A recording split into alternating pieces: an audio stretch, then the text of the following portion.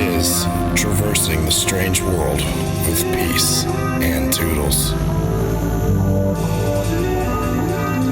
All right, welcome back to a part 2, continuing our discussion / reading of deep dive.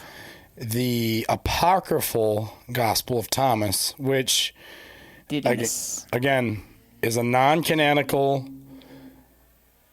gospel, which is a sayings gospel, 114 sayings of Jesus that put an emphasis on revealing hidden knowledge. Many scholars attribute this to being a Gnostic gospel. The Gnostics, they believed that salvation was attained through receiving hidden knowledge. That hidden knowledge being that we all have a divine spark within us that comes from the world above. And one day we will be reunited with the place of light from which we came. All made one. I think the last one we read last time was 34. We're on 35. And Peace is going to read them this time. My pliggity pleasure. Jesus said, "It is not possible for anyone to enter a house of a strong man and take it by force unless he binds him, and then he will be able to ransack his house." And that's why we go to the gym. That's right. And if anyone breaks into your house, don't let them get hold of your hands. There's a similar parable in the Synoptic Gospels. Synoptic means similar. I mean, so Matthew, Mark, Luke, and John all have a similar message. That's what we refer to as the Synoptic Gospels. Know your scripture, be strong in your knowledge of it, and false doctrine won't creep in and bind your hands. Yeah, I agree. I think this passage is putting an emphasis on mental fortitude. Rather that be faith, which is kind of the traditional view of Christianity. Your faith will make you strong. The Gnostic Christian believed your enlightenment by the hidden knowledge is what makes you strong. Jesus said, "Do not be concerned." Is this 36? Yes, this is saying 36. Jesus said, "Do not be concerned from morning until evening, and from evening until morning about what you will wear." So basically, never be worried. Yes. Okay. Similar parable also in the Synoptic Gospels. His disciples said... 37. His disciples said, "When will you become revealed to us, and when shall we see you?" Strange question asked to somebody that's right in front of you. Mm-hmm. Almost makes you wonder if this was not said to them. I know it says the living Jesus, but is that making a reference to, it says at the beginning of this gospel, these are the sayings of the living Jesus. Is it saying that Jesus prior to the resurrection said these things? Well, perhaps he said something about coming back, and they're referring to that when they asked him, "When are we going to see you?" It very well could be that this is... No, because it mentions the other disciples. I was going to say there's a possibility that this could be an experience that Paul had where he saw Jesus after the resurrection. I had the idea maybe Thomas is the only one seeing Jesus. Or maybe the disciples collectively. I don't think that's true, though. Jesus said, "When you disrobe without being ashamed, and take up your garments and place them under your feet like little children, and tread on them, then you will see the Son of the Living One, and you will not be afraid." Again, earlier in this gospel, there's this passage where Jesus says to be like little children, that when the owner of the field comes and says to give me back my field, the little children, they disrobe and they stand on their garments and dance. It doesn't say they stand on their garments and dance. They say they take off their clothes so that they can give their bodies back. This one is a little bit different. Why do we have to be naked? And is it symbolic or literal? And why does it mention them treading on them? Indeed. Almost to, like, devalue them, it seems. You tread on, oftentimes in Scripture when it mentions something being trodden on, it's like something devalued, forgotten, it's dismissed. What's next? 39? 38. 38. Jesus said, "Many times have you desired to hear these words, which I am saying to you, and you have no one else to hear them from. There will be days when you will look for me and not find me." Is this speaking of not finding him physically, or spiritual darkness that will come over the world and we cannot find him, or his enlightenment, as the Gnostics would say, right, or his spirit? Almost like a spiritual dark age in the world. 'Tis a mystery. Saying 39, "The Pharisees and the scribes have the keys of knowledge, gnosis, and have hidden them. They themselves have not entered, nor have they allowed to enter those who wish to. You forever be as wise as serpents and innocent as doves." It's the freaking Vatican, man, keeping all these secrets from us with all the information they hide inside there. I'm telling you. Won't let us know who want to know, which is you and me. And they know themselves, but they still won't inherit the kingdom of heaven. What do you think of this? This is something that also appears in the Synoptic Gospels. Be as wise as serpents and innocent as doves. I believe it's also mentioned in reference to the Pharisees in those Gospels as well. What does that, like, just that imagery, what is that? Wise as a serpent, which we all know what that means in the Bible, and innocent as doves, which would be the Holy Spirit coming down on Jesus. Where else is there a dove? Is that the bird that Noah sent out from the ark that came back with the twig, the olive branch? Doves were also often in the Old Testament used as an animal for sacrifice as well. Okay. So I think they innocent, represent purity. Yep. Purity. So that makes sense. Wise as a serpent. What wise serpent do we know of? The serpent in Genesis. Is that the only serpent in the Bible? I think so. Do other religions talk about serpents as being wise? Oh, yes, very much so. Yeah. In the old world at large, like the Nordic religions, they have, or the Nordic mythos, they have Jormungandr, which he was a serpent that he surrounded the entire sea. You ever see the image of a snake circling around and it has its tail in its own mouth? That comes from the north, and he was, again, many that of these doesn't sound like a wise serpents. They are known to eat himself. In the ancient world, like the snake was seen as like cunning, almost like cunning is like the dark wisdom. So cunning that he's stupid enough to eat himself? Like the beast in Genesis, it says the serpent was subtle and cunning, more wiser than any beast of the field. So be wise. So I think, like, what I get is, like, he's saying, be aware of the dark of the world, but don't let that consume your heart, you know? Agreed. Shall we move on? Number 40. Yeah. Jesus said, "A grapevine has been planted outside of the Father, but being unsound, it will be pulled up by its roots and destroyed." 41. Well, that could mean anything. I mean, Jesus says that he's the vine, right? And we're the branches. Isn't that kind of weird to say that, too? It's almost like we had mentioned in the previous episode that maybe in the Gnostic view, not everybody had a soul of light. You know, there's some here who have their origin in heaven. Their soul came from heaven. And then perhaps there's others, and I think maybe this could shed light to that. Others, perhaps, that are soulless. A grapevine that has been planted outside of the Father, but being unsound, it will be pulled up by its roots and destroyed.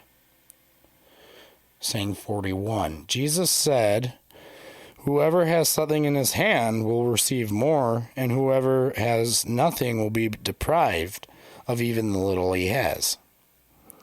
Jesus says something similar in this, not the Gospels. He says, those who have more, to more will be given. Those who have nothing, even that will be taken from them. Mm-hmm.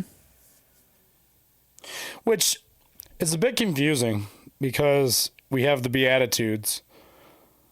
Blessed are the meek, for they shall inherit the earth. Blessed are the poor, for theirs is the kingdom of heaven. This almost would seem to contradict that. Saying 42. Jesus said, become passers-by. That doesn't sound very good Samaritanly. I almost feel like, again, putting an emphasis on this is not our home. Do not be attached to the material world. You're just here for a moment. Yeah. Don't get caught. Again, like just a few verses before he said, don't worry about what you'll wear. So he's like, it seems as though he's saying to let go of certain worries. Saying 43. His disciples said to him, who are you that you should say these things to us? Jesus said, you do not realize who I am or what I say to you, but you have become like the Jews. For they either love the tree and hate its fruit, or love the fruit and hate the tree. So they either hate the tree and love the fruit, so they love Christians but hate Jesus, or they love Jesus and hate the Christians. And it's like whenever a New Testament or Christian author refers to the Jews, you have to wonder like what specific sect of Jews he was referring to. Because there was, in the first century, there was the Pharisees, the Sadducees, the Essenes, who are a sect of Jews that the New Testament doesn't mention, but there was they were very much existent in Jesus' time.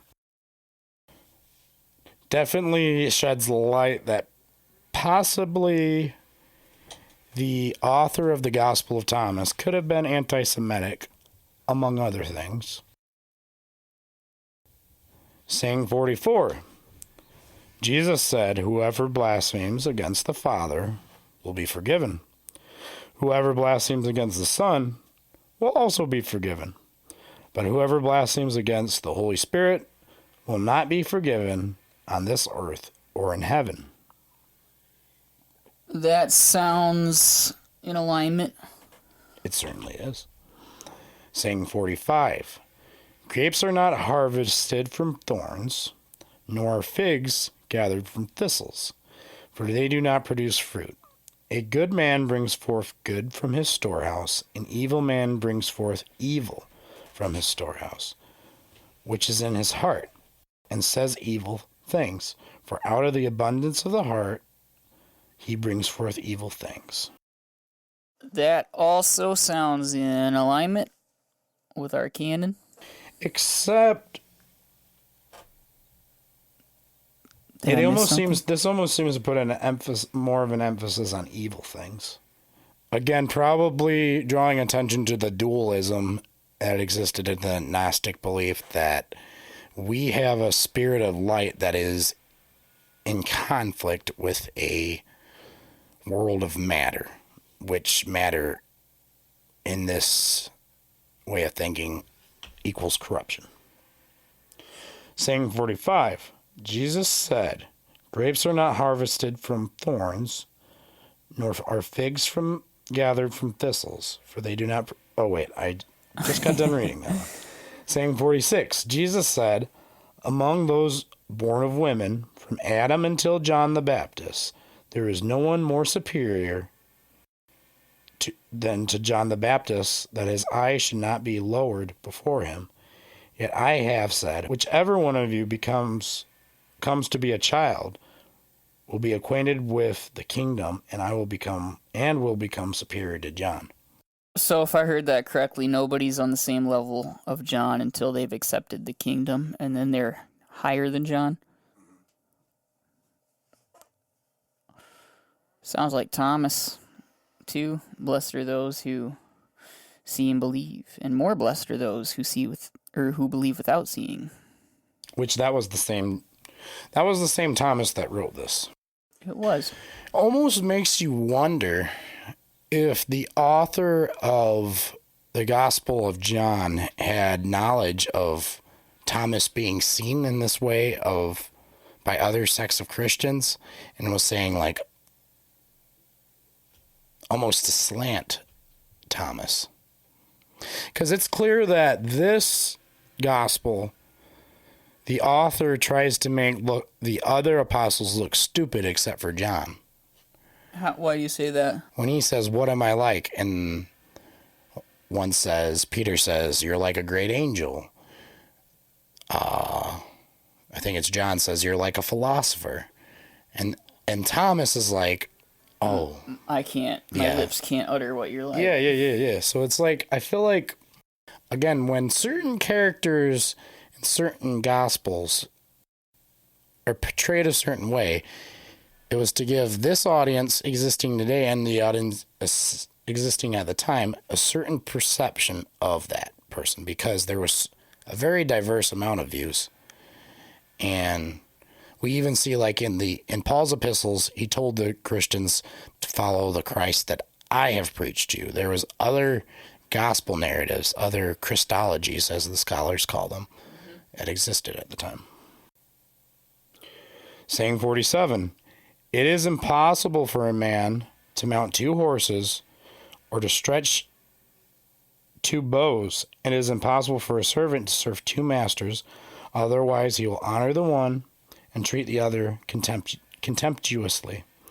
No man drinks old wine and admittedly desires to drink new wine. And new wine is not put into old wineskins, lest they burst, nor is old wine put into a new wineskin, lest it spoil. An old patch is not sewn onto a new garment, because a tear would result. Saying 48. Jesus said, if 2 make peace with each other in this one house, they will say to the mountain, move away, and it will move away. Interesting thing here. Yeah, it doesn't say that it's through faith, does it? In No, this one? oneness. It's putting an emphasis on oneness, and that oneness is attained through gnosis. It says if they make peace with each other. How is that peace made? So, you and me are at peace with each other. You want to go move a mountain? Hell yeah. There's not too many mountains around here to move. Yeah, I know. I just looked out my window. I'm like, Nowhere, Michigan. No mountains out here. Saying 49. What if we tell a cornfield to move? I'm going to piss off a farmer. It would be worth it to me. How about we... If that actually, like, was literal in that, like, we moved a cornfield, dude, I would be terrified. How about we start with a porta potty in the cornfield, the outhouse. We'll tell it to move, and then somebody, what are they? What do they call them? They trim the corn. Trim the corn like a combine? No, the people that go in and I'm drawing a blank. Harvesters? No, in the detasselers. I don't harvest it. We'll tell detasselers detassel. We'll tell the make a whisk broom. We'll tell their outhouse to move, and if it doesn't move by our oneness, we'll just push it over together. Same thing, basically. Through oneness, that is interesting. Jesus said, "Blessed are the solitary and 49. elect, for you will find the kingdom, for you are from it, and you will return. Blessed are the solitary." And erect or elect? Elect. That is a huge difference. I didn't say erect. Okay, I'm going to ignore that. What is the elect? And what is the solitary? Solitary. Socially? Spiritually? So, the Hebrew word for holy is kadosh. Set apart. Which often means set apart. So, that could be a take on being set apart. You know, they're kind of called to live a ascetic lifestyle, separated from society, almost like a monk. Jesus said, What's this saying one? 50. What? 50. Jesus said in saying 50, where did you come from?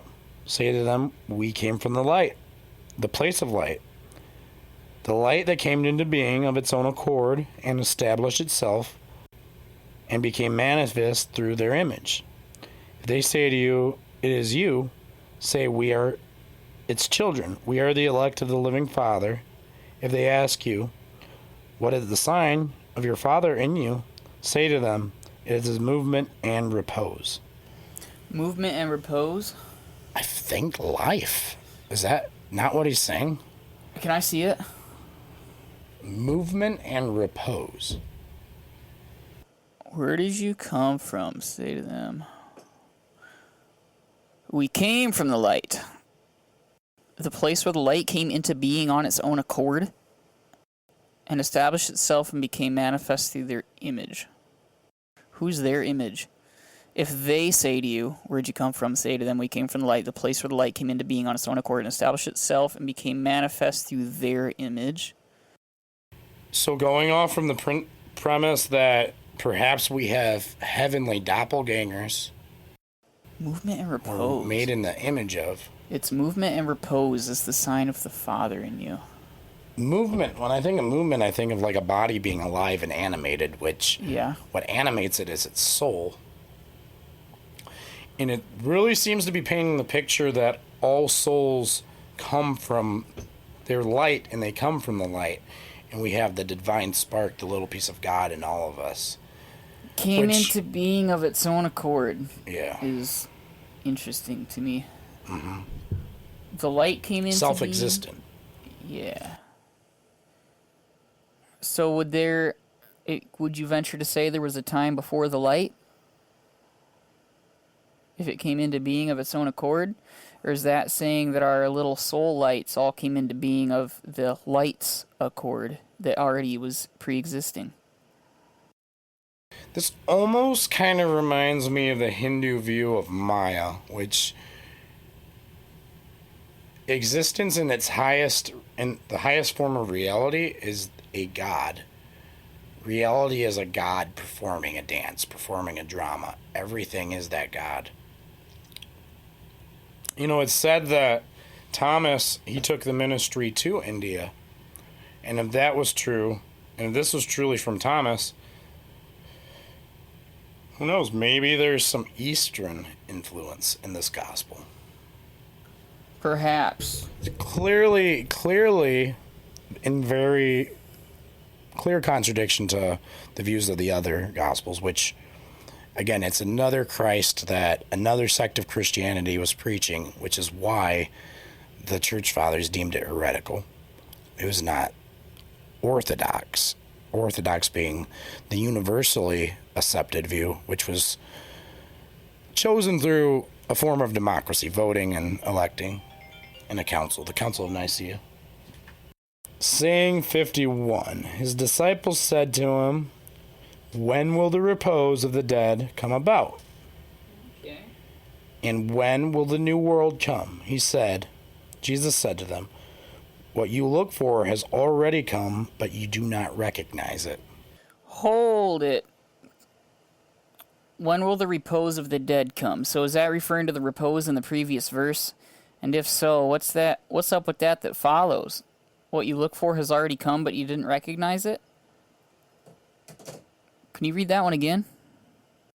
His disciples said to him, when will the repose of the dead come about? And when will the new world come? He said to them, what you look for has already come, but you did not recognize it. Did not recognize it or do not recognize it, because that's a totally different meaning right there. You did not, so it's too late to hop on the ship. The new world's already been here. Do not recognize it. Do not. Almost as if it's right in front of them at the very present moment, but they don't recognize it. Right. What is this new world? Is it the New Jerusalem of the end times? Up until here, it's almost painted that there will be a time where everything is made one. The fabric of reality will change. What's below will become like what's above, and they'll become one again. But now it's almost like the author is taking the direction as it's already here, it's already happening. And through Gnosis, you realize that and you see it. So almost as though the author is saying to look at reality in a different way. It's all about changing your perception, which very similar to Buddhist thinking. In that, like with naturalist Buddhists, they say that you reach nirvana. It's just realizing climbing up to that power of the 33rd present. degree of masonry. Freemasonry. What do you mean by that? Of reaching enlightenment. You climb up the different degrees of Freemasonry in the occult until you reach the top. Yeah, that I would say that is very different from. Fine. I would say that's very different from Buddhist or this, because both of them seem to put an emphasis on detaching from the material world, where like the Freemasons almost, it's like you're obviously the Freemasons, like that's a organization that's geared around climbing up in the world, but enlightenment nonetheless. Saying 52. His disciples said to him, 24 prophets spoke in Israel, and all of them spoke in you. He said to them, you have omitted the one living in your presence and spoken only of the dead. Who are they speaking of? Who are the dead? It seemed like he's talking about the prophets, and he said you have omitted the one living one in your presence and have spoken only of the dead. Omitted. What part was omitted? I almost wonder if he's talking about John the Baptist and not about himself, because John the Baptist was killed just recently. His disciples said to him, 24 prophets spoke in Israel, and all of them spoke in you. He said to them, you have omitted the one living in your presence and have spoken only of the dead. Only is added, you have spoken of the dead. So what's what's the dead they're speaking of? They haven't... The prophets. The dead prophets? Yes. Or of the dead general term as in anybody who's passed? Or dead teachings? Well, they're talking about prophets and said... 24 were sent to you. 24, and he said, so I'm pretty sure he's referring to the prophets when he says you spoke only of the dead. Of the dead prophets. See, I didn't take it that way. I thought it was like, okay, like in, oh boy, Leviticus, I think there's this verse that says, don't tattoo yourselves, or don't mark yourselves for the dead. Yeah. That's not talking about dead prophets. It's just the dead. Like people who have died, none in particular. That's how I took that, even though I'm still not sure what that means. What did they say? They said, instead, you spoke only of the dead. What was right before that? He said, 24 prophets spoke of you in Israel, and all of them spoke in you. He said to them, you have omitted the one living in your presence and have spoken only of the dead. Omitted the one living in your presence. Talking about prophets. Is the one capitalized? Like no. Okay. Which leads me to think maybe he was talking about John the Baptist, because they're talking about prophets, and I think he might be saying to them, the one that's here now, alive, and you've spoken only of the dead. I guess, yeah, that could be about prophets. And again, if this is indeed Gnostic, it seems the demiurge seems to be not present in this text, but there are other things that should lead us to believe that it is Gnostic. I know that, like, the Gnostics, they believe, like the Jews, they worshipped an evil god, the demiurge. The god of the New Testament and the god of the Old Testament are two different gods, and that god's evil. So this could be hinting to that he's like, those prophets were false. Maybe saying that John was a true prophet and you killed him. Should we never focus on the sayings of dead prophets? Maybe there's a prophet alive today, currently, in you and I's time. You and in your and my time. And we're ignoring him.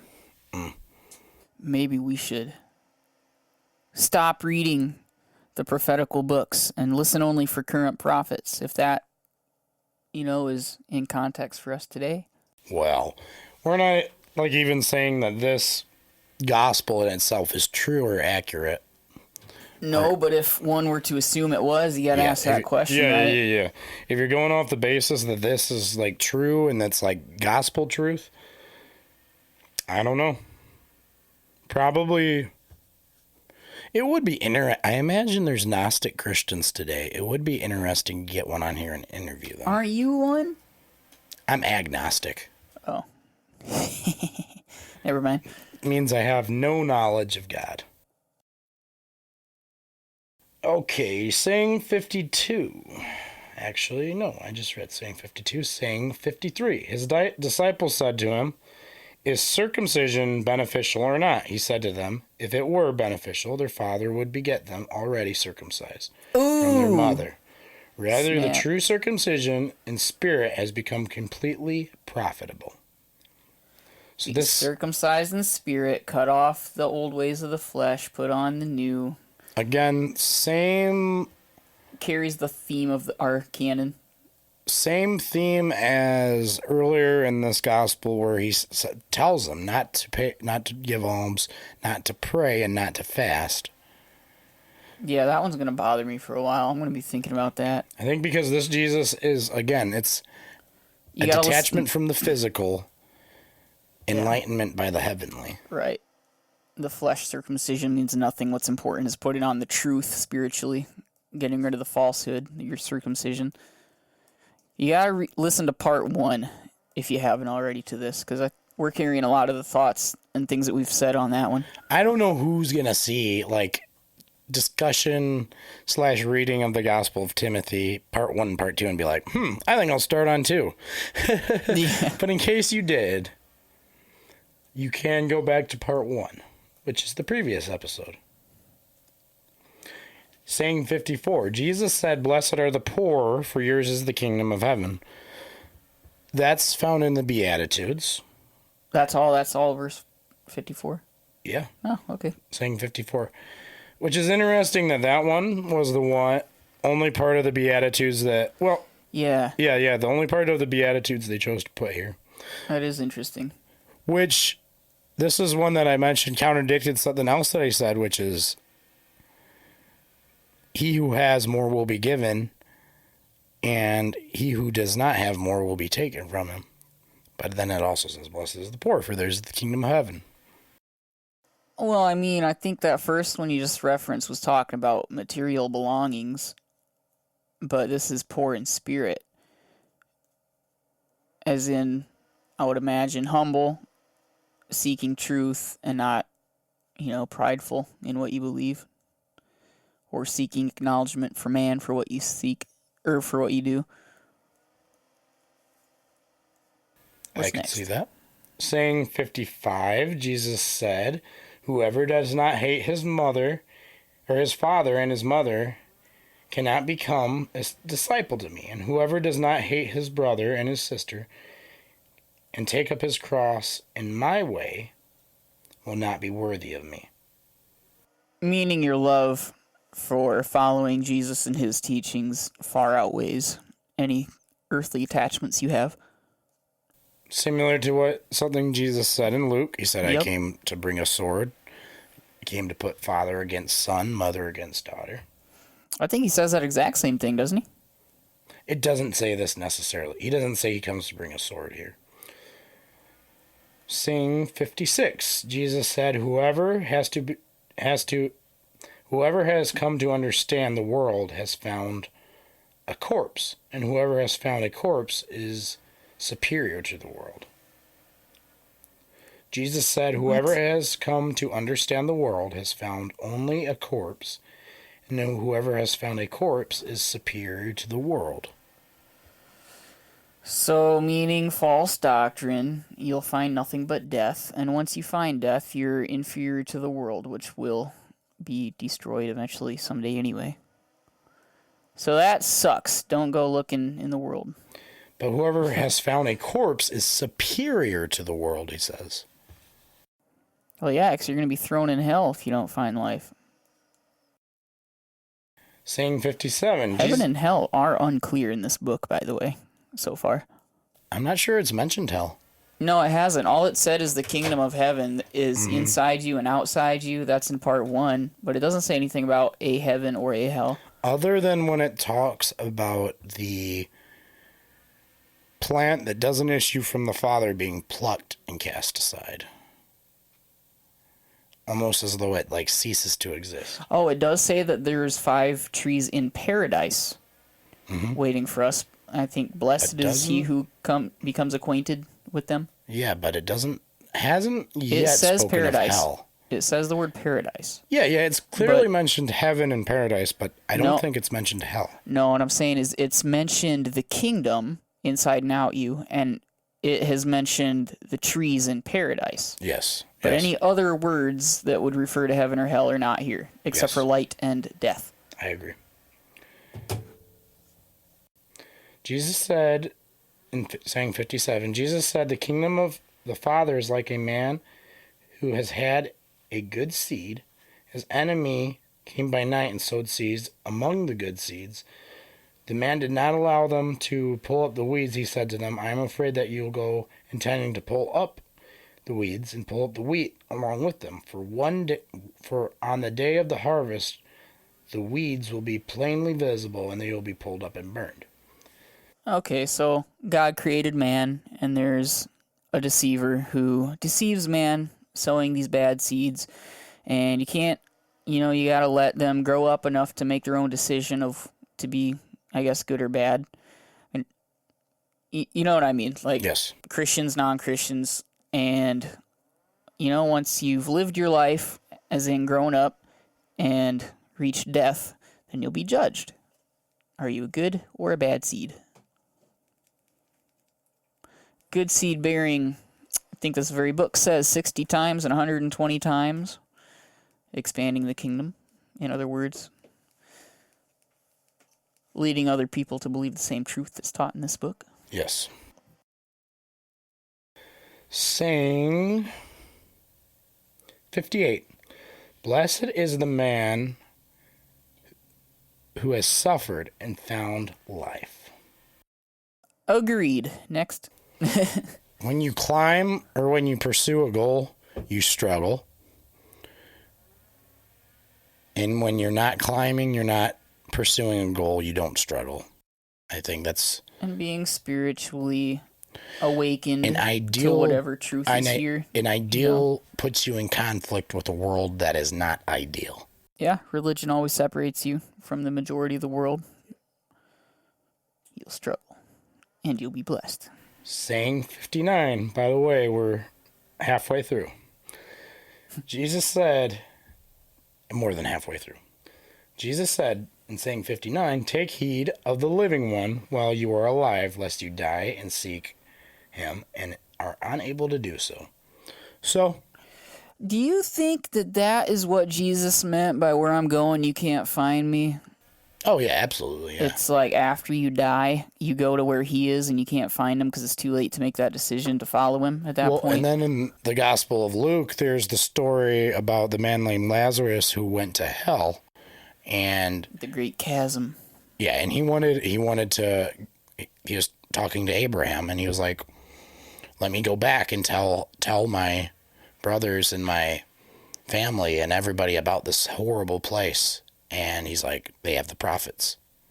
And so I think it's similar vein of thinking. But hell is not mentioned. You're just unable to do so. Saying 60. They saw a Samaritan carrying a limb on his shoulder to Judea. He said to his disciples, the man is round about the lamb. That man is round about the lamb. They said to him, so that he may kill it and eat it. Oh, he was carrying a lamb. I think I misread that. He was carrying a lamb on his way to Judea. Okay. He said to his disciples, "That man is round about the lamb." They said to him, "So they may kill it and eat it." He said to them, "While it is still alive, he will not eat it, but only when he has killed it and it has become a corpse." They said to him, "Yeah, Jesus, he can't do otherwise." That's exactly what I would say. He said to them, "While it is alive..."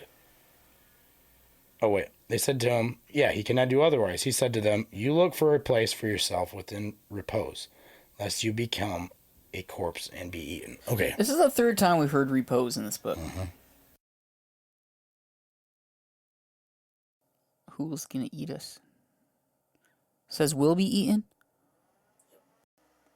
Interesting, yeah. This is like one of the few scriptural texts that I've heard of that talk about a human being being eaten, other than, various passages in the Old Testament where there's cannibal situations that take place.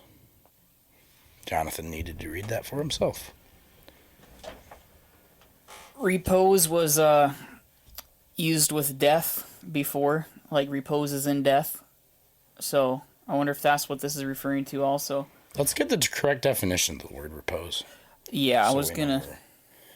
we're using it correctly. It's funny, while you were reading that, the disciples said he cannot do otherwise. While you were getting up to that verse, I was thinking, like, imagining Jesus in front of me saying that. I'd be like, well, yeah, unless he takes a big bite out and eats it while it's still kicking for it, So, repose can mean rest or relaxation, state of rest. Repose can refer to a state of rest, relaxation, or calmness, often characterized by a lack of activity or turmoil. A peaceful atmosphere. It can describe a peaceful or serene atmosphere where one feels calm and tranquil. Tranquil. So to read it again with that mentality, he said to them, "Look for a place for yourself within repose, lest you become a corpse and be eaten." In context, I think it would be safe to say, in the comfort, bliss, solitude of paradise after death. Enlightenment, even. Oneness. Yeah, you reach your enlightenment and you're detached from this world and its physical belongings, and you find a sense of rest or tranquility in that. Saying 61. Jesus said, "Two will rest on a bed. The one will die and the other will live." Salome said, "Who are you, man, that you have come up on my couch and eaten from my table?" Jesus said to her, "I am he who exists from the undivided. I was given some of the things of my Father. I am your disciple. Therefore I say, if he is destroyed, he will be filled with light, but if he is divided, he will be filled with darkness." Divided. That is odd. Saying 62, Jesus said, Do you have nothing to say? I'm shook. Salome said, "Who are you, man, Salome? that you have come..." That would, I believe, be like connected to the Hebrew word shalom. I believe there was one of the disciples was named Salome. Jesus said to her, "I am he who exists from the undivided. I was given some things of my Father." That is mysterious. She says, "I am your disciple." She. Again. There's just the response, "I am your disciple. Therefore I say, if he is destroyed, he will be killed with light, but if he is divided, he will be filled with darkness." It's a very odd one. I almost wonder if there was something missing there. Okay, if he's divided, he'll become darkness. Divided, like on the fence spiritually about ideas divided. That's a tricky one. I would say with this Rob. gospel putting an emphasis on gnosis and enlightenment. Oneness. True. Oneness, the division would be being torn between the two and not fully letting go of the material of this world. Not like disrobing and dancing over your clothes, treading over them like. I hope an expert is listening to this and decides to message us where we're wrong. Yeah, for sure. Or could be educated, because this is a obscure territory for me. Saying 62, Jesus said, "It is those who are worthy of my mysteries that I tell my mysteries. Do not let your left hand know what your right hand is doing." Okay, that's fair enough, I guess. So, in old Jewish culture, it is actually believed that your inclination to do good resides on your left hand represents your inclination to do good. Jewish people, they have this tradition called tefillin. Have you ever seen it? I'm not sure what that is, no. Where they there's like this little Torah scroll that comes out of a box, and they wrap it around their left arm and they pray. In the Old Testament, in the law, God says to bind the law upon your hand. So they take that as a literal interpretation of it. They said, however, that the rabbis taught that your inclination to do evil, your right hand represents your inclination to do evil. Because of what Jesus said about if your right hand causes you to stumble, cut it off. Again, he mentions the right hand. And then in the Gospel of Revelation... Gospel of Revelation? No, sorry. Okay. In the book of Revelation, the right hand is the hand that people receive the mark of the beast. Fascinating. Yeah. Sucks for us guitar players. So not let your right hand know what your left hand is doing. I think it's saying not to mix good with evil. Right. He's saying, I gave these mysteries to you because you're worthy.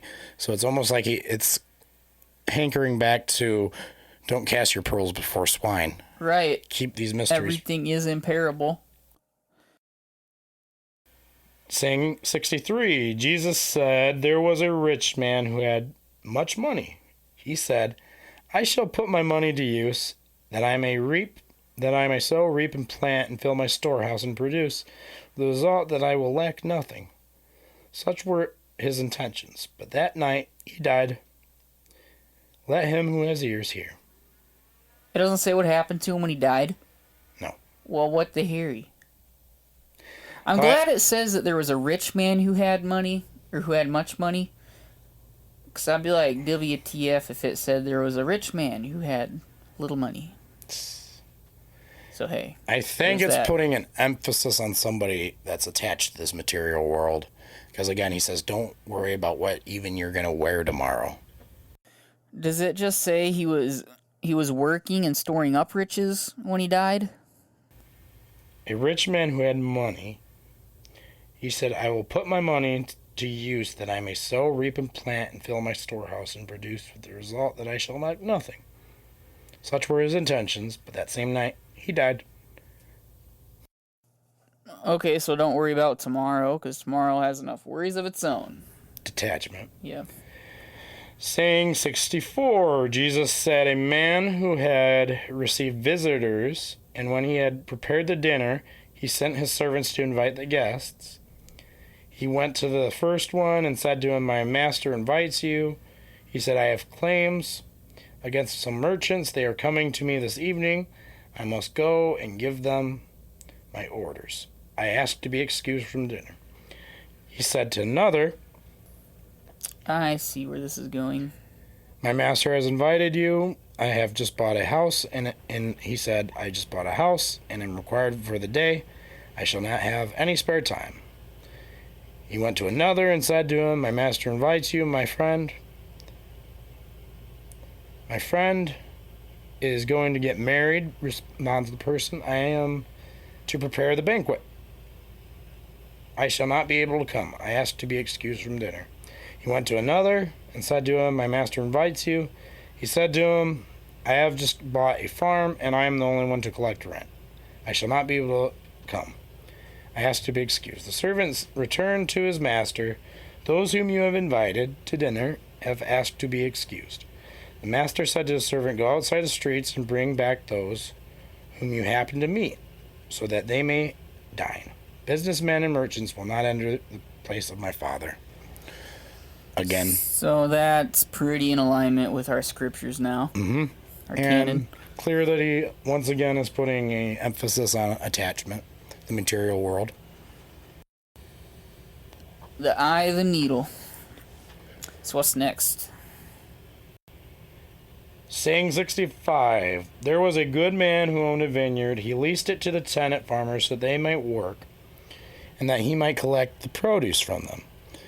He sent his servants so that the tenants might give them the produce of the vineyard. They seized his servant, beat him, all but killing him. The servant went back and told his master. The master said, Perhaps he did not recognize him. He sent another servant. The tenants beat him, this one as well. The owner sent his son and said, Perhaps they will show respect to my son, because the tenants knew that it is he who has the heir to the vineyard. They seized him and killed him. Let he who has ears to hear, hear. The heir to the vineyard, not hair. But that is pretty straightforward, too. I don't know why I read it like that. Yes. Yep, that's a mystery. That's funny, though. Yeah, it's clear. He's clearly talking about himself. If you send a letter to your son, would that be called airmail? Saying 66. Jesus said, Show me the stone which the builders have rejected. That one is the cornerstone. Again. Yeah, it has pretty... Putting an emphasis alignment. on him being a rejected prophet. And the cornerstone. Yes. Saying 67. If one who knows all still feels a personal deficiency, he is completely deficient. Is that all it says? Mm-hmm. Huh. So don't think you have a deficiency. Mindset. So it's, and he Don't be truly doesn't know all, self-deprecating. one would be led to believe. Saying 68, Jesus said, Blessed are you when you are hated and persecuted.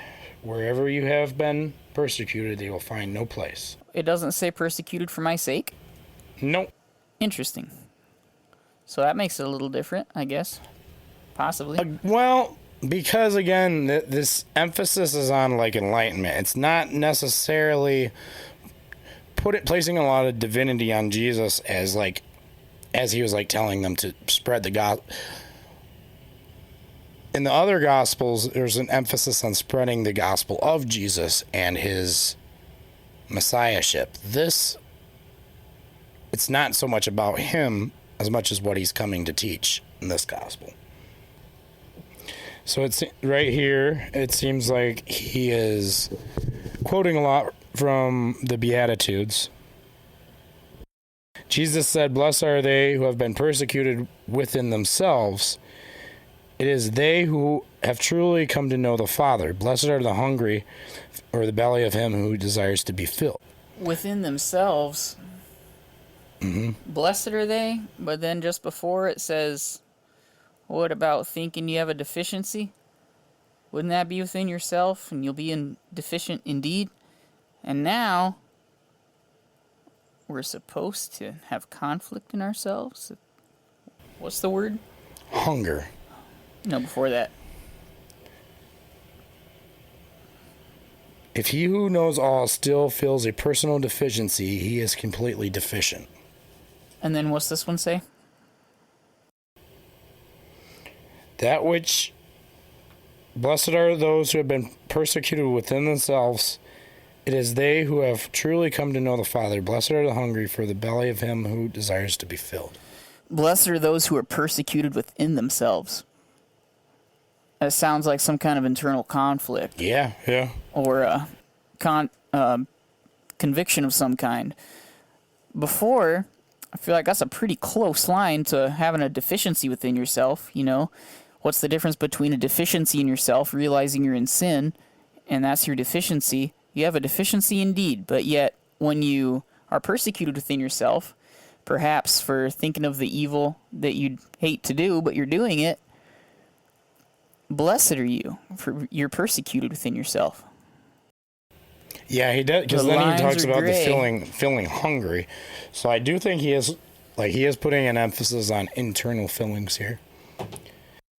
Jesus said in saying 71, oh wait, I skipped one. I think you skipped a couple. Jesus said in saying 70. Did we do 69?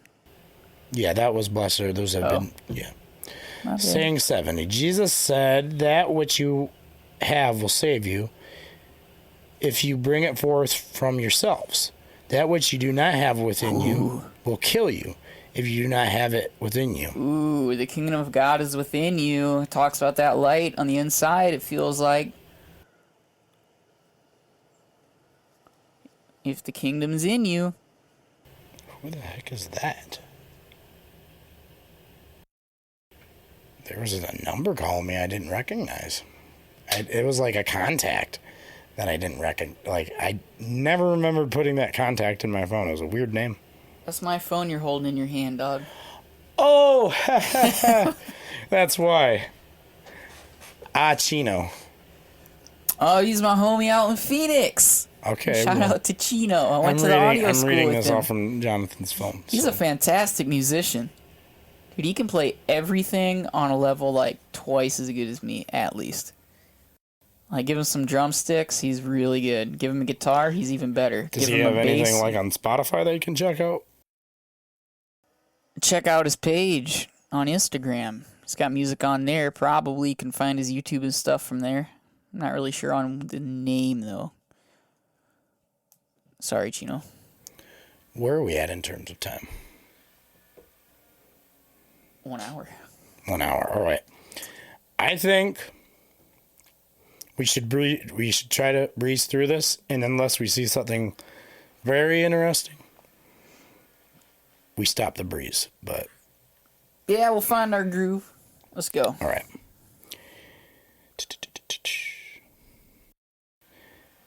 Saying 71, Jesus said, I shall destroy this house, and no one will be able to build it. Saying 72, Okay. a man said to him, tell my brothers to divide my father's possession within me. He said to him, O man, have you made me a divider? He turned to his disciples and said, I'm not a divider, am I? Oh.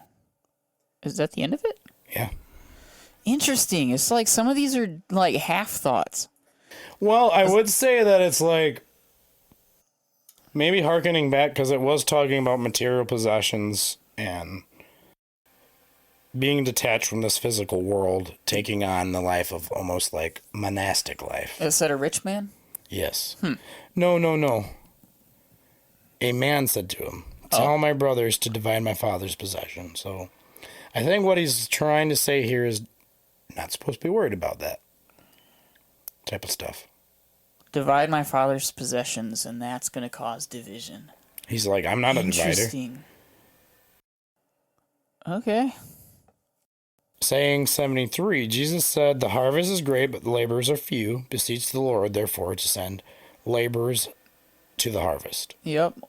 Saying 74, he said, O Lord, there are many around the drinking trough, but there is nothing in the cistern.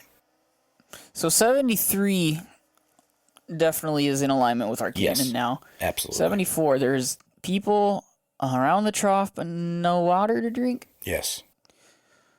People are hungry for the truth, and there's no truth there. That's how I take it.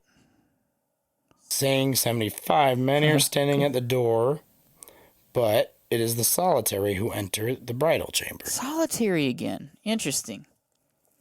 I think in terms of solitary, again, somebody separating themselves from society, from the material world. If all enter through the same door and only some are let through, how did the solitary get through and the groups don't? I'm thinking he's saying the solitary are the only people that get through. Yeah, it is saying that. Yeah. But how do they get through if the crowds are by the doors too, knocking on it? Back door. Saying 76, Jesus said, the kingdom of the Father is like a merchant who has had a consignment of merchandise, and who discovered a pearl. The pearl was shrewd. He sold the merchandise and bought the pearl alone for himself. You too seek his unfailing, enduring treasure, where no moth comes too near to devour it, no worm destroys.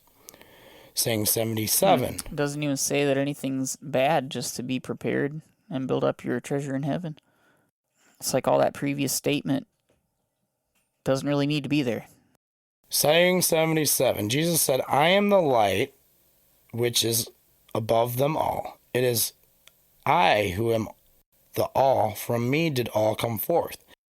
And unto me did the all extend. Split a piece of wood, and I am there. Lift up the stone, and you will find me there. So he's calling himself the all. Didn't earlier it say that we would control or be the ruler of the all? Again,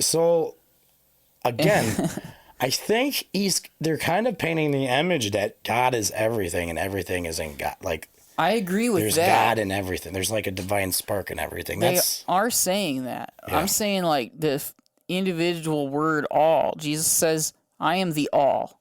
Okay? Yes, that's saying God is everything or Jesus is everything.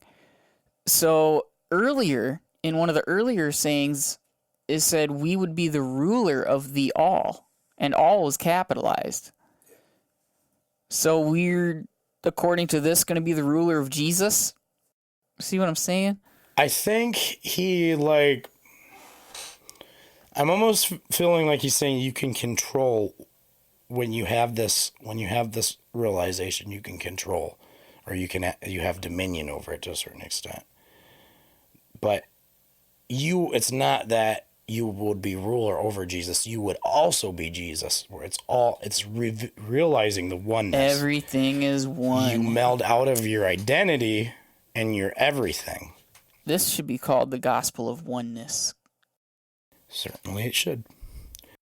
Saying 78, Jesus said, why have you come into the desert? To see a reed shaken by the wind, and to see a man clothed in fine garments? Like your kings and your great men, upon them are fine garments, and they are unable to discern the truth. 79. That's all that says? Yes. You go to the desert to find a bush in the wind, or a man dressed in fine clothes, but your kings are dressed in fine clothes. So basically, I think he's talking about like people like the Pharisees. The Pharisees are really dressed up. They had, their religious garb, but he was saying that they're devoid. Yeah, I'm just saying, like, why is it together with going to the desert and looking for these things that already exist among you that don't know the truth? I know that is a lot of build up to not say a lot. Okay. Saying 79. A woman from the crowd said, blessed are the womb from which you were born, and the breast that nourished you. He said, blessed are those who have heard the word of the Father and have truly kept it. For there will be days when you will say, blessed are the womb which has not conceived and the breasts that have not given milk. Something very similar in the Synoptic Gospels. Mm-hmm. Jesus said, in saying 80, he who recognizes the world has found the body, but he who has found the body is superior to the world. Interesting. Going back to that world and a corpse. I like how, it's interesting how he refers to the world as a body. It's interesting. It kind of reminds me of like in the Nordic creation story where like Odin forms the world. Him and a few other Norse gods, they slayed a frost giant. And from the skull of the frost giant, that's the world. So like they made the world from the body of a giant. And then in the Hindu tradition, the highest form of reality is God performing a dance. So it's almost like, it really does seem like he's painting a picture here that everything is God. Again, not saying that that is our view, but our understanding of the view of the author of this book. Yeah, it's definitely a big theme throughout the whole thing. Oneness, everything is God, God is everything. Saying 81, let him who has grown Rich be king, and let him who possesses power renounce it. Stay humble. Saying 82, Jesus said, he who is near me is near the fire, and he who is far from me is from the kingdom. Is far from the kingdom. Sorry. What? He who's far from me is far from the kingdom. And he who's near me is near the fire. So where's Jesus at? By the fire, away from the kingdom. Interesting. The fire representing light, the light representing enlightenment. Are you sure? Because then it sounds like the kingdom is far from the light then. He who is near me is near the fire, and he who is far from me is far from the kingdom. The kingdom so it's the kingdom and the fire Yes. next to each other, next to the Jesus. place of light, yeah. Okay. Saying 83, Jesus said, the images are manifest to man, but the light in them remains concealed. In the image of the light of the Father, he will become manifest, but his image will remain concealed by light. Saying 84. Okay, so no idolatry, and God is the true God. Okay. Saying 84, Jesus said, when you see your likeness, you rejoice, but when you see your images, which came into being before you, again, speaking of like a heavenly being, a heavenly body, a heavenly origin, and which neither do not become manifest, how much will you have to bear? Saying 85, Jesus said, Adam came into being from a great power and great wealth, but he did not become worthy of you. Worthy of who? For had he been worthy, he would not have experienced death. So Adam ate the fruit, and he wasn't worthy anymore because he disobeyed God. Either the disciples or Thomas in particular, I think is who he's referring to. Okay. Saying 86, the foxes have their holes, and the birds have their nests, but the Son of Man has no place to lay his head. That is our canon. Jesus said, wretched is the body that is dependent upon a body, and wretched is the soul that is dependent on these two. On who two? Body, and wretched is the body that is dependent upon a body, and wretched is the soul that is dependent on these two. A soul dependent on the two bodies? Yes. Or on the two that he's speaking to? That's an odd one. Darn gray lines, almost like he's saying babies who are infants are wretched. Because they're dependent on... Bodies or babies? But no, this could be saying, like, again, you're dependent on your physical body. That's what you put your investment in. Instead of the spiritual. Yes. Okay. Saying 88, Jesus said, the angels and the prophets will come to you and give to you those things you already have. And you too give them the things which you have, and say to yourselves, when will they come and take what is theirs? Saying 89. That's it? Where's the answer to the question? Come on. That's hard to say what that's about then. Yeah, go ahead, buddy. Yeah. Which one we on? 89, I believe. 89. Jesus said, why do you wash the outside of the cup? Do you not realize that he who made the inside is the same one who made the outside? Same as the Synoptic Gospels. Saying the inside is more important, spiritual. 90. Jesus said, come unto me, for my yoke is easy and my lordship is mild, and you will find repose for yourself. Rest. Repose coming up the fourth time. So pretty similar to where he said in Matthew or the other Synoptic Gospels, where my yoke is easy and my burden is light. Mm-hmm. 91. They said to him, tell us who you are, so that we may believe in you. He said to them, you read the face of the sky and of the earth, but you have not recognized the one who's before you, and you do not know how to read this moment. So just trust me, bro. 92. Jesus said, seek and you will find, yet what you asked me about in former times, and which I did not tell you then, now I do desire to tell, but you do not inquire after it. Ooh. so they don't seek the truth. 93. Jesus said, "Do not give what is holy to dogs, lest they throw them on the dung heap. Do not throw the pearls to swine, lest they," in unsure translation, unless they ... In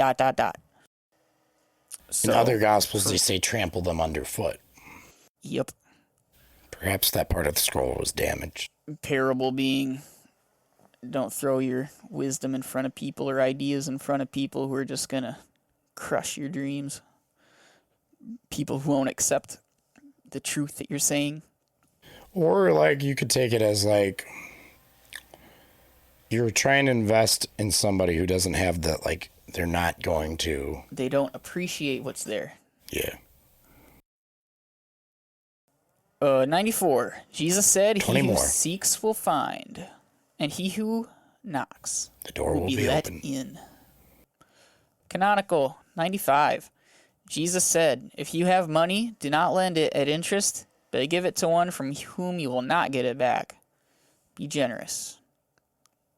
96. Jesus said, "The kingdom of the Father is like a certain woman. She took a little leaven, concealed it in some dough, and made it into large loaves. Let him who has ears hear." There's a little truth out there to find. 97. Jesus said, "The kingdom of the Father is like a certain woman who was carrying a jar full of meal. When she was walking on the road, still some distance from home, the handle of the jar broke and the meal emptied out behind her on the road. She did not realize it. She had noticed no accident. When she reached her house, she set the jar down and found it empty." What do you think that one means? Read it again. Oh, the kingdom of the Father is like a certain woman who was carrying a jar full of meal. While she was walking on the road, still some distance from home, the handle of the jar broke and the meal emptied out behind her on the road. She did not realize it. She had noticed no accident. When she reached her house, she set the jar down and found it empty. That is odd. I'm not sure what meaning to draw from that. So, like, the Gnostics did have a view that the world was created by wisdom, who was, like, kind of like the counterpart, the wife to God. And it's like, she tried having a baby without God, and that it gave birth to this corrupt world, gave birth to the demiurge. Like, so they could, I don't know. Unless it's about the material world, she was carrying this food home, going about her business, and she didn't realize that everything disappeared. Yeah. Perhaps being focused too much on the world. Yeah, I see that. I could see that. Or he's saying the kingdom of heaven is like that. So it's like she was so focused on where she had to go, she wasn't worried about losing her possessions. That's another way to take it, yeah. Yeah. All right, 98. Jesus said, "The kingdom of the Father is like a certain man who wanted to kill a powerful man. In his own house, he drew his sword and stuck it into the wall in order to find out whether his hand could carry through. Then he slew the powerful man." So I guess he stabbed a wall to make sure he's good at stabbing, and then stabbed that guy. So be prepared. What was he saying? The kingdom of heaven is like that? Is like the Father. Father? Oh, sorry. The kingdom of the Father is like a certain man who wanted to kill a powerful man. And he's like, "Can I kill him?" Stab the wall. "Yep, I guess I can." Go killed him. Interesting. Could be saying that combating, like wielding knowledge to combat life. The disciple, 99, the disciples said to him, "Your brothers and your mother are standing outside." He said to them, those here who do the will of my Father and my brothers and my mother. It is they who will enter the kingdom. Those here who do the will of my Father are my brothers and my mother. It is they who will enter the kingdom of my Father. And that's pulled right from Canonical. not the Gospels as well. 100. They showed Jesus a gold coin and said to him, "Caesar's men demand taxes from us." He said to them, "Give Caesar what belongs to Caesar, give God what belongs to God, and give me what is mine." That part isn't in the... That is true. Yeah. Give me what is mine. Is he saying he's not God? Is he saying he's separate from God? interesting things. 101. Jesus said, "Whoever does not hate his father and mother as I do cannot become a disciple to me. And whoever does not love his father and mother as I do cannot become a disciple to me. For my mother, ... but my true mother gave me life." So whoever doesn't hate his father and mother can't become a disciple. Whoever does not love his father and mother cannot be a disciple. That is Help. Whoever doesn't hate cannot, and whoever doesn't love cannot. For my mother, blank, but my true mother gave me life. Help. It's almost like he's talking about the duality, like heavenly versus physical. Like he could be talking about having a heavenly mother and a physical mother, and you hate the physical and love the heavenly. Rather, it's talking about actually a mother or not, or like a place of like origin. Or it's combining commandments of following God and loving, like living like Him. Like whoever doesn't hate his father or mother. So compared to your desire to follow God, you don't hate everything else in life, even the things most important to you. And whoever doesn't love his father or mother. So you show people love like Jesus did when he was here, but at the same time, you hate everything in the world because you're so focused on following the Father. Compared to building up your treasures in heaven, everything else pales in comparison. Could very well be so. I like how you said that. 102. Jesus said, "Woe to the Pharisees, for they are like a dog sleeping in the manger of oxen, for neither does he eat, nor does he let the oxen eat." Dysfunctional. Again. Yep, doesn't let like, truth be told, and they don't know the truth themselves. Yeah. Heck yeah. 103. Jesus said, "Fortunate is the man who knows where the brigands will enter, so that he may get up, muster his domain, and arm himself before they invade." Talking about diligence. Strengthen your weaknesses. 104. They said to Jesus, "Come, let us pray today and let us fast." Jesus said, "What is the sin that I have committed, or wherein have I been defeated? But when the bridegroom leaves the bridal chamber, let them fast and pray." So, wait until Jesus is gone until you pray and he fast. says something similar in the Synoptic Gospels. Yep. 105. Jesus said, "He who knows the father and the mother will be called the son of a harlot." Is that talking about knowing like sex?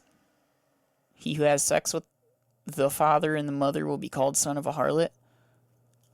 He who knows the father and mother. Oh. Or is it if you just are concerned with your father and mother, as in not hating them like it previously says? I know my responses are often the same, but I think, again, it is a dualism between physical and heavenly. Number 106.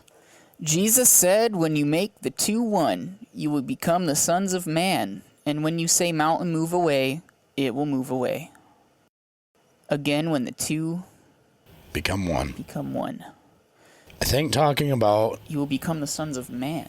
Yes. That's a new addition. Sons of man. Something throughout the Gospels Jesus often refers to himself as. 107, Jesus said, "The kingdom is like a shepherd who had 100 sheep. One of them, the largest, went astray. He left the 99 sheep and looked for the one until he found it. When he had gone to such trouble, he said to the sheep, 'I care for you more than the 99.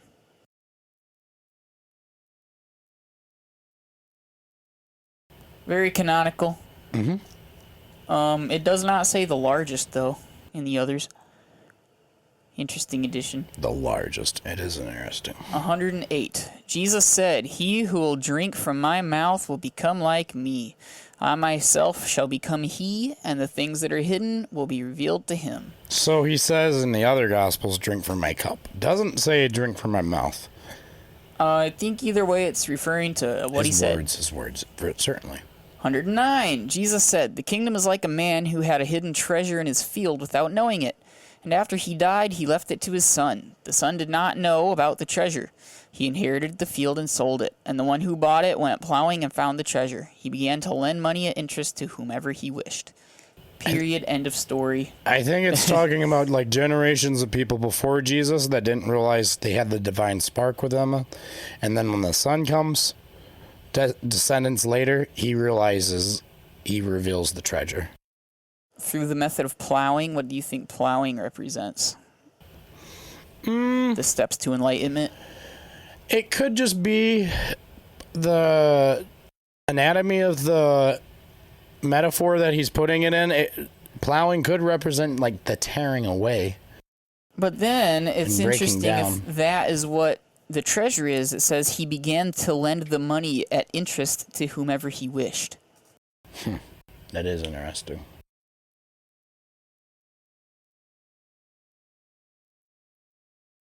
Lend the money, not give it away. Lend it to whomever he wished. The money that he found accidentally in a field that was sold accidentally to him from a man who didn't know the treasure was there. I think that might be talking about like the power that's received through that gnosis. You know, because he says like you can tell this mountain to move. You'll be ruler over the all.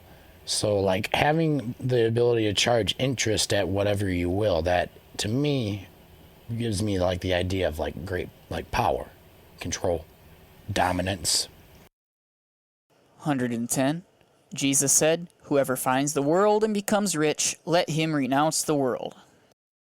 I think we've covered that before in this book already.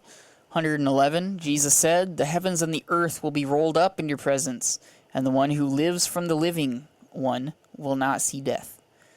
Does not Jesus say, "Whoever finds himself is superior to the world"?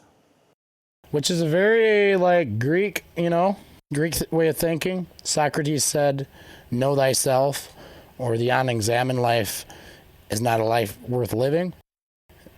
I believe this has a more mystical context where it's like knowing your divine self. It is interesting. The one who lives from the living one will not see death. And Jesus' quote, then does not Jesus say, quote, "Whoever finds himself is superior to the world"? Why does it say does not Jesus say? It poses it as a question. Yeah. Whoever finds himself is superior to the world. Okay, it's interesting. That's listed with, all right, finding yourself is listed to living from the living one. Yes. 112. Jesus said, "Woe to the flesh that depends on the soul. Woe to the soul that depends on the flesh." Seems clear what he's talking about there. Reads rhythmically. 113. His disciples said to him, "It's about to get strange, folks. When will the kingdom come?" Jesus said, "It will not come by waiting for it. It will not be a matter of saying, 'Here it is,' or 'There it is.' Rather, the kingdom of the Father is spread out upon the earth, and men do not see it." Again, there's a deeper divinity behind everything. I think is something this gospel is really driving home, but the next verse, very strange one. This one also goes back to earlier when Jesus said the kingdom, if you say it's in the sky, the birds will precede you. It's in the sea, then the fish will precede you. It's in you and around you. Mm-hmm. And this says the same thing. It's not a matter of here it is, there it is. Rather, the kingdom of the Father is spread out upon the earth, and men do not see it. They don't see it within themselves. 114, the last one. Simon Peter said to him, "Let Mary leave us, for women are not worthy of life." Jesus said, "I myself shall lead her in order to make her male, so that she too may become a living spirit resembling you males. For every woman who will make herself male will enter the kingdom of heaven." What? Yeah. That's an odd one. I shall lead her in order to make her male. So is a woman, according to this, not us, inferior to a man somehow spiritually? I would say that very well could be the mentality of the author of this gospel. Every woman who will make herself male will enter the kingdom of heaven. So reaching the same enlightenment as men. Nothing else seems to be pointed towards sexes, even when it has stories of a woman or a man. It doesn't seem like it would matter, male or female, in those situations. I would be interested in getting, like, you know what? Unless maybe there is a reason that we just didn't catch whenever it says a story about a woman. Maybe there's a deeper meaning behind male and female in this book that would insinuate something very clear to them at the time, but that we're missing completely now because we don't have that same mindset.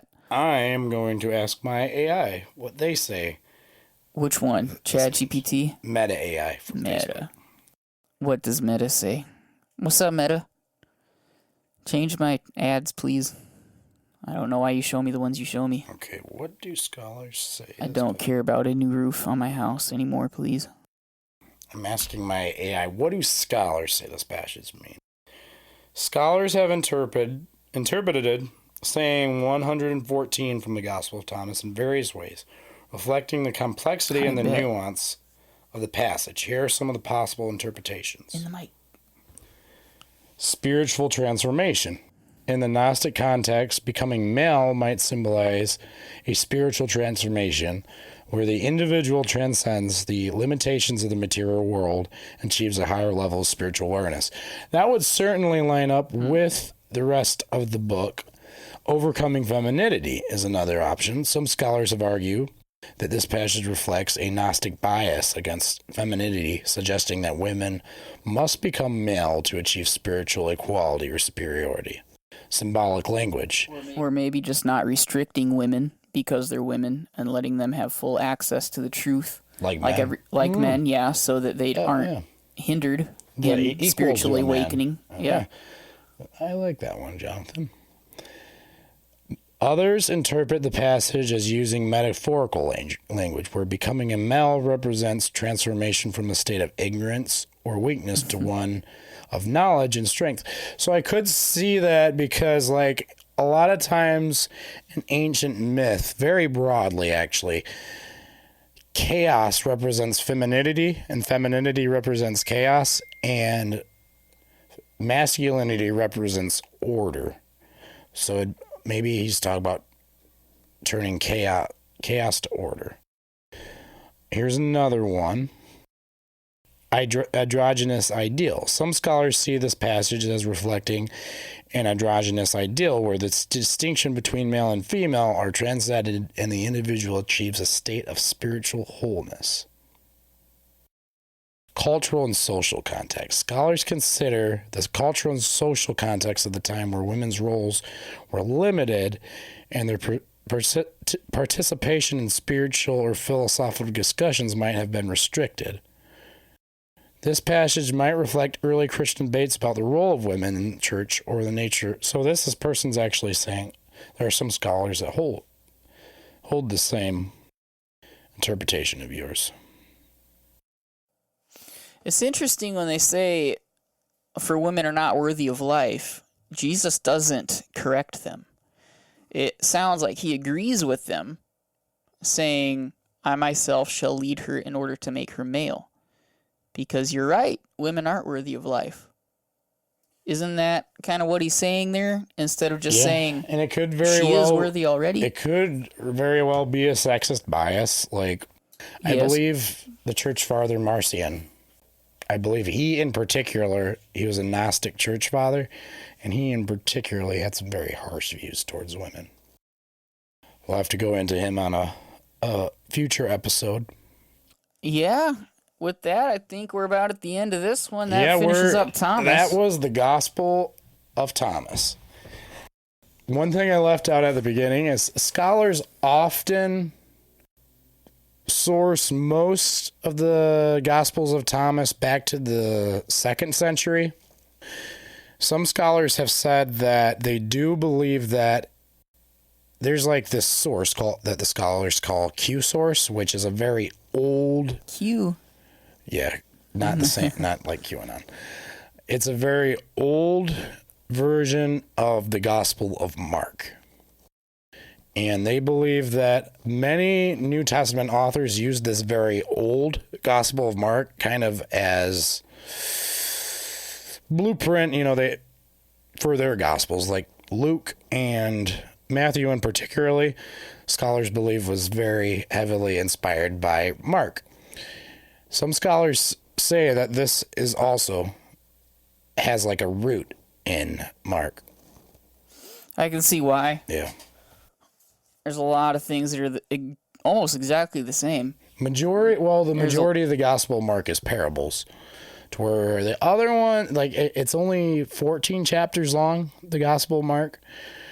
The other ones have more narrative, the more story structure. They also start with the birth. Most scholars, like, or is it? Majority of scholars I've listened to, they say that the Gospel of Mark is the oldest gospel we have. And Thomas, how old is Thomas supposed to be? So they date it to about 100, a little less than 100 years after Jesus. The version we have now, but I believe there's fragments of what they believe to be earlier texts that just weren't perhaps expounded upon. Just like there's older versions of Mark or Matthew that there was things added on, Christologies expounded upon. Like one could say the virgin birth. It was something added to the Christology. It wasn't perhaps wasn't in the original text.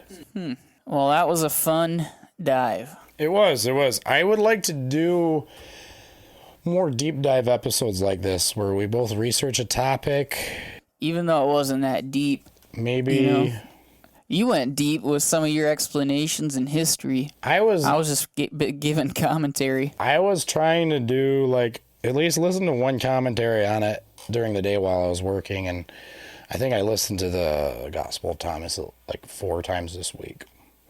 So it'd be nice for us to do more like that. Maybe not something so long. It was kind of rather lengthy to fit the whole gospel into 2 episodes, the whole Gospel of Thomas I'm referring to. Even though it's not that long either. That's the funny part. Right. For us, it's long in our baby podcast stage. Yeah. Or maybe y'all like hearing this kind of stuff, and we're totally wrong, and we should do more of them. You gotta make it for the people, man. Absolutely. What do they want? That's what we will give them. We will report, not nudes. And you decide. Can we say that? Why not? Because it's from Fox News? Yeah. Oh, people, Joe Rogan. No, I mean, they'll take our whole episode down. They infringed copyright, whatever. I don't think so. I have no idea how that works. I was actually listening to somebody one time on YouTube where he was talking about an interpretation of something in the Gospels, and he said, I report, you decide. Well, in that case, we report. You decide. Until next time, I hope you enjoyed this. Again, I'm not a Gnostic. I'm pretty sure Jonathan's not a Gnostic. I'm agnostic. But these definitely don't reflect our views. We want to give the Gospel of Thomas a little bit of commentary of what we think certain passages might be, very loosely based on the deep dive that we did, looking into what scholars say about it. So yeah, we'd like to do more like this. We'll definitely be covering other apocryphal texts in future episodes. For sure. And if you have any ideas for what we should explore that's on the fringe or strange or weird, hey, we always need ideas. Hit us up. Exactly. You can find me on Facebook, Isaiah Danbury. We need an email for this. We do. Or let's do that. _amazing_Isaiah on Instagram. If you tell them my cat's account, I probably will not see it. So do not message. You send me that messages one cat from that Lucky. account all the time. But you can still follow him. Okay. And love all my cute cat pictures. So if Lucky gets a huge surplus of followers suddenly, we'll know why. I should put his face on a t-shirt and sell them. You should. That'd be cool. We could A make little kitty. t-shirts for this podcast and put his face on it. I would kind of love that. That's a great idea. So if you want to see something like a Strange World, That One Cat Lucky t-shirt, hit us up and we'll make that for you and deliver it. Even if it's just one. Even if it's just we'll one. We'll make that. Hit us up. It'll actually be 2, because I'll probably take one too. And me. And we'll end up losing money on this deal, but hey, it's for the podcast, so we'll have we're all for it. Like do some sort of like make him look like real trippy or psychedelic or something, you know. Give him like he already looks trippy. Make him look like green and purple. Strange kitty. Kaleidoscope. All right, so that added literally 0 value to this podcast, so maybe we should wrap it up with that. Yeah, certainly. Thank you for joining us today. We appreciate your company. Appreciate you choosing to listen to our podcast, and come back next time. Keep it strange, folks. Until next time, peace. Toodles. If you would like to contact us, email us at peaceandtoodles@gmail.com. Until next time, salutations, my fellow strangers. What will they think of next?